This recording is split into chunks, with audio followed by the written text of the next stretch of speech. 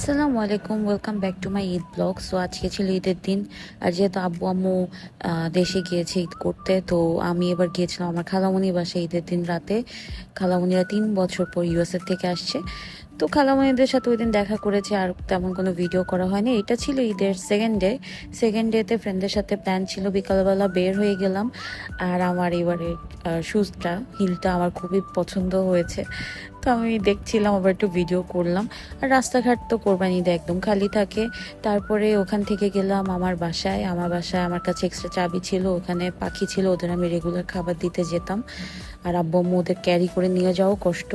তো এই যে পরে আমার ফ্রেন্ডের বেবিদের পিক করে আমরা চলে যাচ্ছিলাম, কোথায় যাব ভাবতে ভাবতে গ্রিন লাউঞ্জে চলে গেলাম, যেটা হচ্ছে বসুন্ধরা রেসিডেন্সিয়াল এরিয়াতে। এইখানে একদম ফাঁকা ছিল, আর ঈদের মধ্যে তো অন্যান্য নন রেস্টুরেন্টগুলো বেশি ভিড় থাকে। আর এটাতে আমরা আরেকদিন এসেছিলাম, তো আমরা ভাবলাম এটাতেই যাই। এখান থেকে পুরো 300 ফিট বসুন্ধরা ভিউটা খুবই সুন্দর, আর প্লেসটাও অনেক সুন্দর ছিল।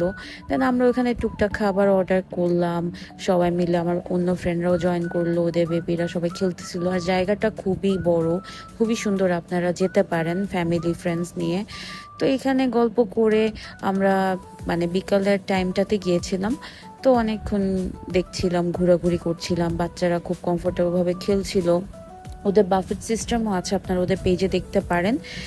আর যারা একটু নিরিবিলি প্লেস পছন্দ করেন তাদের জন্য পারফেক্ট। তো এখানে কিছু মানে খাওয়া দাওয়া করে পিকচার্স আর ভিডিওস করে দেন আমরা আবার চলে আসছিলাম, কারণ আমার হাজব্যান্ডের আবার প্ল্যান ছিল, তাই ওই দিন আর বেশিক্ষণ থাকিনি। তো আমরা আবার বিকেলের মধ্যেই চলে আসলাম। আর এই তো কিছু ভিডিওস অ্যাড করলাম, আমার ফ্রেন্ডরা মিলে আবার কিছু ভিডিওস করছিলাম। Thank you for watching.